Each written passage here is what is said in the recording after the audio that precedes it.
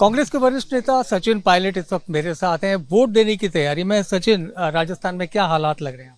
मुझे लग रहा है कि यहाँ पर बदलाव होगा और जो भाजपा की सरकार 4 महीने से बनी है प्रदेश में, वो भी कोई खास अपना इंप्रेशन नहीं छोड़ पाई है।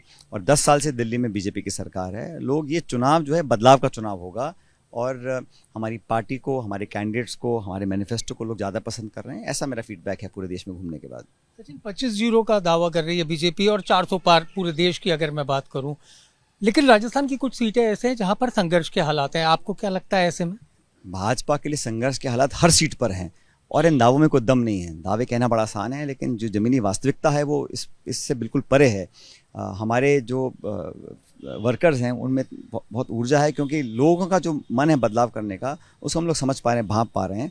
तो बीजेपी के दावे वो इसलिए कर रहे हैं क्योंकि वो अपने कैडर को मोटिवेट करना चाहते हैं, लेकिन जो पब्लिक है, 140 करोड़ जो लोग हैं, वो मन बना चुके हैं बदलाव करने का। हल्द्वानी में कल आपका एक स्टेटमेंट मैं सुन रहा था, बीजेपी मांग रही 15 साल, अग्निवीर 4 साल। आप इससे कुछ इंगित करना चाहते हैं? बिल्कुल करना चाहता हूँ कि आपने 10 साल राज कर लिया, आप 5 साल और मांग रहे हैं। और बात करें 2047 की, और जो नौजवान फौज की में सेवा करना चाहते हैं, तैयारी करते हैं, उनको आप दे रहे हैं 4 साल अग्निवीर के नाम से। तो हमने तो कहा हम अग्निवीर को समाप्त करेंगे, हमने कहा हम किसान की एमएसपी पे कानून बनाएंगे, हमने कहा हम नौजवानों को 1 साल नौकरी पक्की देंगे, हमने कहा हम 30 साल नौकरियां देंगे। हम तो जो इशू पब्लिक के हैं उसे बात करना चाहते हैं ना। अब आप बात करना चाहते हैं जज्बाती मुद्दों की और अन्य इश्यूज़ की, लेकिन पब्लिक समझ रही है कि जो काम करता है उसी को वोट डालनी चाहिए। और 10 साल के बाद अब बहुत लंबा समय दे दिया, अब बदलाव होगा। सचिन, राम मंदिर का मुद्दा सबसे बड़ा मुद्दा बीजेपी बता रही है। आपको लगता है ऐसे में इसका असर पड़ेगा देश के इस चुनाव में? देखिए, हर पार्टी का अलग काम करने का तरीका है। हमारा है कि हम किसान, नौजवान, निवेश, उद्योग, रोजगार, महंगाई, करप्शन, इस पे बात करें।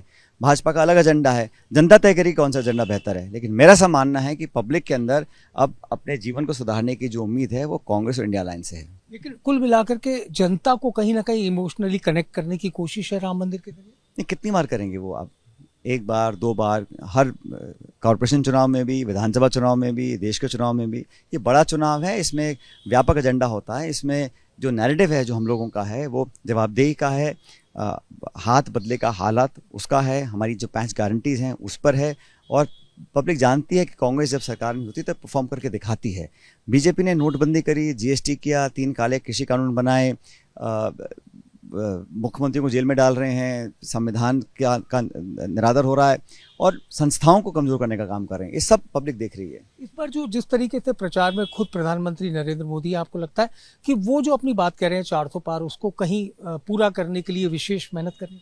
तो मेहनत सभी करते हैं, लेकिन आपको परफॉर्म भी तो करना पड़ेगा ना। सिर्फ प्रचार से, प्रसार से, भाषण से, जुमलों से थोड़ा ना काम चलता है। पब्लिक तो ज़मीन पे काम देखना चाहती है। तो परफॉर्मेंस के आधार पर रिपोर्ट कार्ड को जज किया जाएगा। जैसे मैं शुरू में कहा, ये चुनाव बदलाव का चुनाव है। परिवारवाद का आरोप लगाते हैं और कहते हैं कि कांग्रेस एकजुट नहीं है राजस्थान में। आपको ऐसा लगता है? पूरी पार्टी एकजुट है, पूरी ताकत लगा रखी सब नेताओं ने, सब चाहते हैं। व्यक्ति विशेष की का इशू नहीं है, पार्टी का और लोगों का इशू है। हम सब मिलकर चुनाव लड़ रहे हैं।